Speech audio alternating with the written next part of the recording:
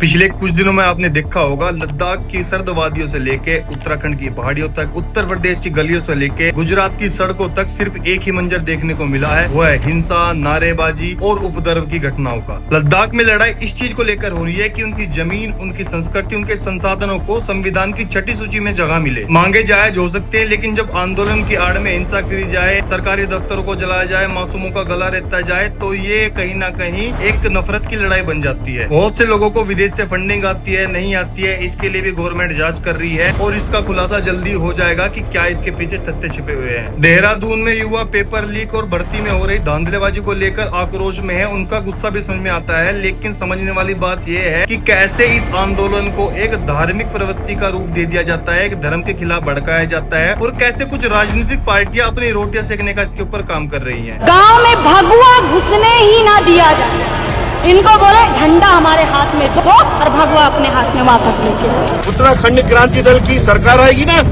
मार मार के भगाएंगे उत्तराखंड से। इन्हीं कारणों की वजह से असली मुद्दा पीछे छूट जाता है कहीं पे और सिर्फ हमें चारों तरफ अराजकता दिखाई देती है, जो कि बहुत गलत बात है। यूपी में आई लव मोहम्मद के पोस्टर से शुरू हुआ विवाद इतना बढ़ गया कि शहरों में हिंसा फैल गई। जहाँ पे समझने वाली बात यह है कि ऐसे पोस्टर्स का पहले तो चलन नहीं था, एकदम से पोस्टर्स कहाँ से आ जाते हैं और इनके लिए ऐसी जगह क्यों चूज करी जाती है जहाँ पर दो धर्म आपस में भिड़ सकते हैं, और खास तौर पर इसका जो समय है, नवरात्रि का समय ही क्यों सेट किया जाता है, ये सोचने वाली बात है। अब अगर आपने पैटर्न पहचान लिया हो तो तीन अलग अलग जगहें, तीन अलग अलग समस्याएं, लेकिन नतीजा सिर्फ एक, आम जनता परेशान है, पुलिस के ऊपर दबाव है और राजनीतिक रोटियां सेकने का कार्य किया जा रहा है हर तरफ से। संदेश खुला और साफ है, हक मांगना आपका अधिकार है, अपनी नौकरी के लिए लड़ना, अपनी पहचान के लिए आवाज उठाना, ये लोकतंत्र की ताकत है जो इसमें होनी भी चाहिए। लेकिन हिंसा, आगजनी और पत्थरबाजी ये किसी का हक नहीं है, क्योंकि ये सामाजिक प्रॉपर्टी है जिसका नुकसान आप लोग कर रहे हैं। ये टैक्स पेयर्स के पैसे से भरी जाती है, आप लोगों के पैसे से भरी जाती है, ये समझने की जरूरत है। तो अगली बार जब आपको कोई उत्साह, धर्म, जाति, नौकरी या किसी भी आधार पर आपको भीड़ का हिस्सा बनने को कहे, तो याद रखिएगा, देश तोड़ने वाले कभी अपना घर नहीं जलाते, घर जलते हैं आपके और हमारे जैसे आम लोगों के। अब वक्त है सोचने का, सवाल पूछने का और साजिशों को पहचानने का। आपका हक तब तक सुरक्षित है जब तक आप शांति को अपना हथियार बना के रखोगे। बाकी आप लोग इसके बारे में क्या सोचते हैं, कमेंट सेक्शन में जरूर बताइए।